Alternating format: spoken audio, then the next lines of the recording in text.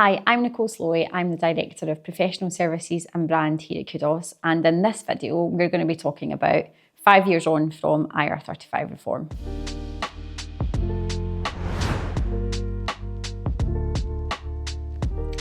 So it's been just a little over 5 years since IR35 reform, or the introduction of the off-payroll working rules into the private sector in 2021.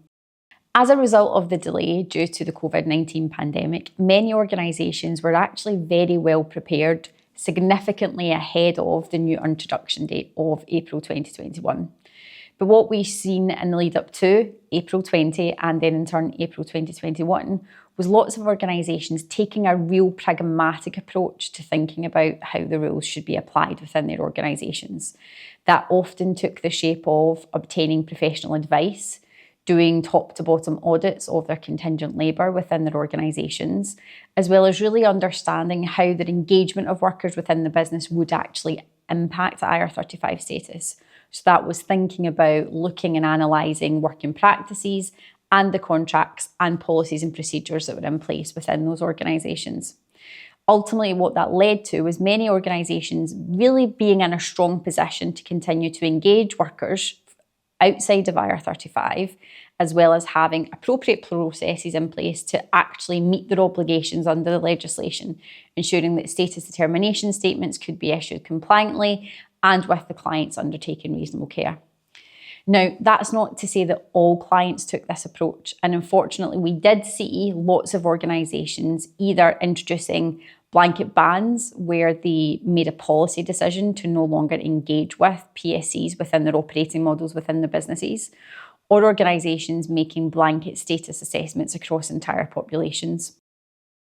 At the time, there was much debate as to the legitimacy of organisations taking one of those two options. The businesses who took a policy decision to no longer engage PSCs on an outside IR35 basis, or engage PSCs at all to actually be more accurate, is perfectly acceptable. It was a commercial business decision that those organisations took as a result of the reforms.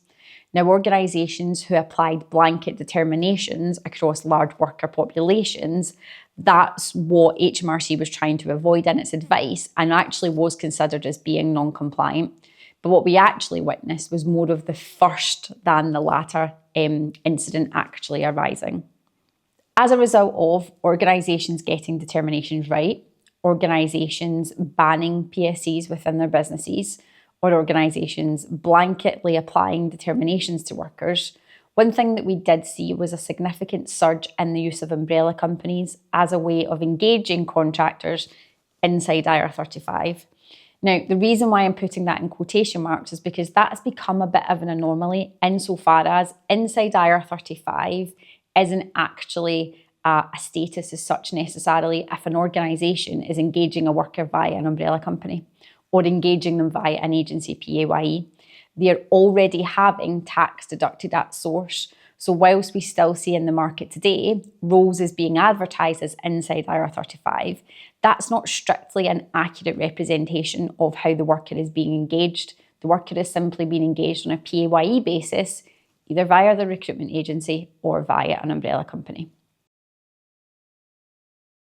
Let's take a look at HMRC's compliance activity. Now, with the introduction of the off-payroll working rules in the public sector in 2017, we've seen quite a significant number of high-profile public sector organisations reaching the headlines when it comes to having IR35 liabilities. Now, that situation is a little bit different when you then apply that compliance activity work to organisations operating in the private sector. Now, we've had big headlines of organisations such as the Post Office most recently, HS2, DEFRA, the Home Office, all organisations who have been said to have significant IR35 liabilities as far as how they have managed their compliance and obligations with the rules since the introduction of reform in the public sector back in 2017. So we knew very early on that HMRC was going to take a very proactive approach when it came to policing the rules in the private sector. Since then, we have been working with dozens of organisations within our client base to engage with them and support them in any interactions that they have with HMRC. Now, some of those organisations are certainly subject to a more formal check, as it were, in respect of their compliance with the off-payroll rules. Some of those organisations have simply been engaging in HMRC's standard business risk review regime as a result of them being larger organisations, where there is now a standard questionnaire that those businesses need to complete as part of their standard BRR cycle in respect of their engagement of off-payroll workers. Now, fundamentally, through all of that compliance activity and inquiry work that we're seeing and supporting those clients in those scenarios with HMRC, is the Revenue is taking a very, very strict and detailed approach to actually looking at how organisations have been compliant with the rules. These checks tend to be lengthy, and the level of detail that HMRC is scrutinising is quite extensive. So not only thinking about have SDSs been issued and has there been an appropriate process that's been followed, but what is the contractual landscape within the organisation?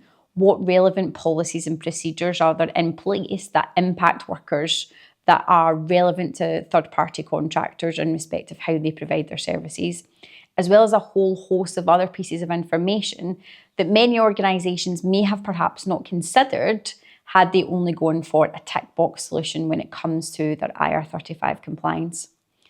Now, in itself, we still see this as a developing area. There's no sign as of yet, as far as we're aware, of HMRC being in a position to have actually formally issued any determinations in respect of the off-payroll rules in the private sector, or with there being any cases yet reaching or looking like they're on the road to a tribunal.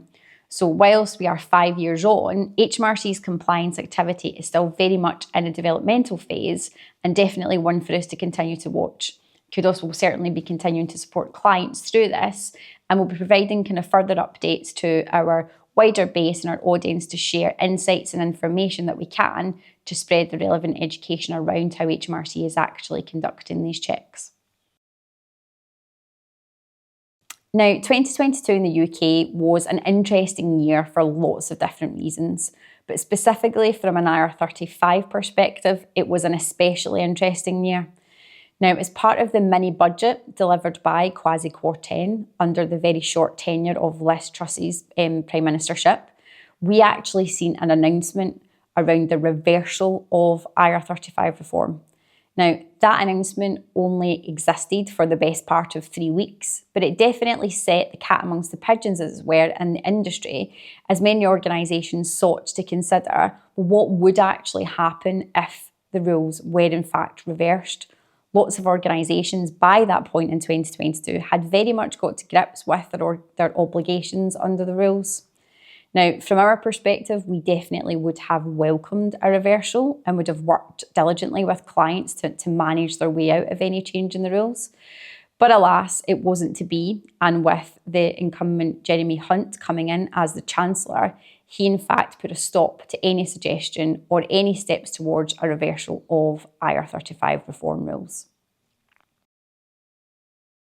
There have been lots of interesting developments from a case law perspective since the introduction of the rules in 2021. The most notable case that we can talk to is the PGMOL case, which went as far as the Supreme Court and has actually been remitted back to the First Tier Tax Tribunal back in November of 2025. Now, whilst that's not an IR35 case in isolation, it's a real relevant piece of case law and actually went a long way to hold up lots of HMRC's long-established views around concepts such as the framework of control and mutuality of obligation. Now, there have been multiple other high-profile Chapter 8 IR35 cases in the meantime as well, the likes of Kay Adams, Neil McCann, Gary Lineker, Adrian Childs, were all cases that have subsequently established new views and perspectives in respect of IR35. Some of those did establish some forms of case law, others didn't by virtue of them only reaching the First Tier Tax Tribunal.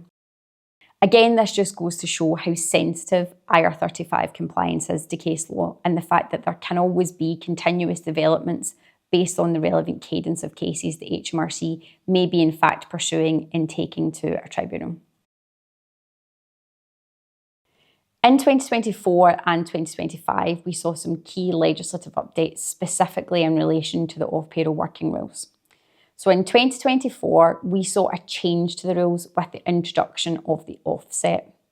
Now, many feel like this was actually an oversight as part of the original drafting of the legislation that ultimately meant that HMRC would effectively be double taxing any taxation in respect of workers who had been operating as outside of IR35, who would have paid their taxes as limited company professionals. And then in the event where HMRC reclassified a population of workers after a compliance check, they would then be issuing a bill to the relevant fee payer or the hiring organisation for the payment of those taxes. Now, there wasn't any recourse or ability to offset payments made by the workers in respect of bills presented to clients or fee payers. That change to the rules that came in 2024 has levelled the playing field, ensuring that there is no double taxation from HMRC's perspective. The second legislative change came in 2025 with some amendments to the thresholds surrounding the small companies exemption. Now, as you remember, organisations that are considered small under the off-payroll working rules do not have a requirement to consider the IR35 status of the workers that they engage. And in that scenario, it's the workers themselves that have to consider their own IR35 status per the original Chapter 8 IR35 rules. The changes mean that less organisations will have a requirement to consider the IR35 status of the worker by virtue of them being classified as small.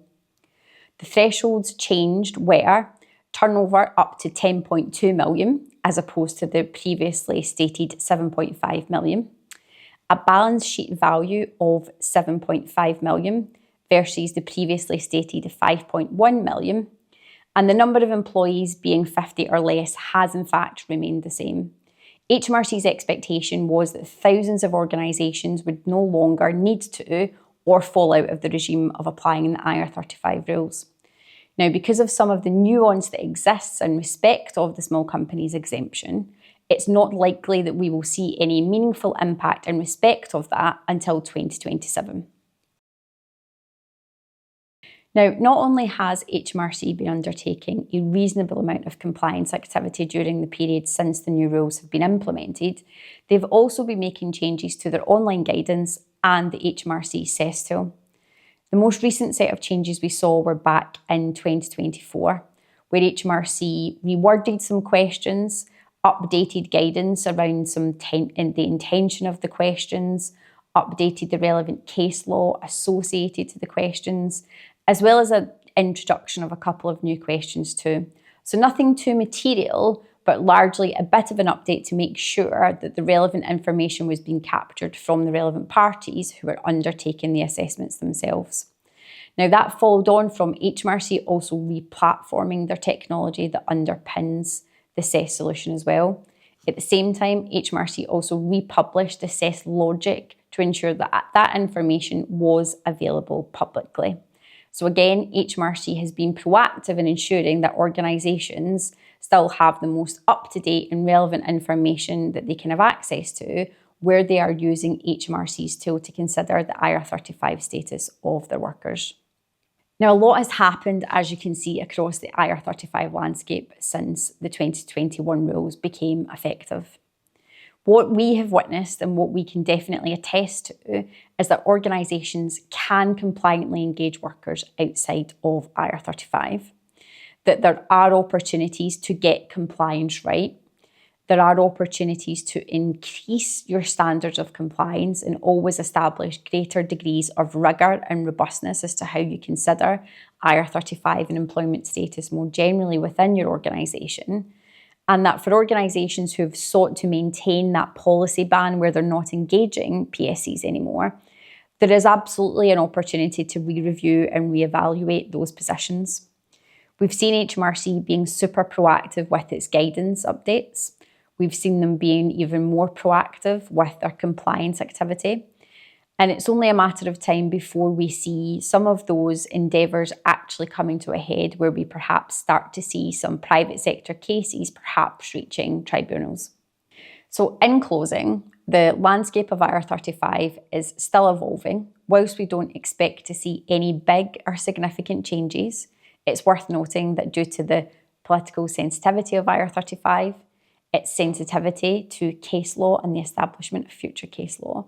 There will always be something for organisations to consider to ensure that they remain up to date with the most recent compliance standards.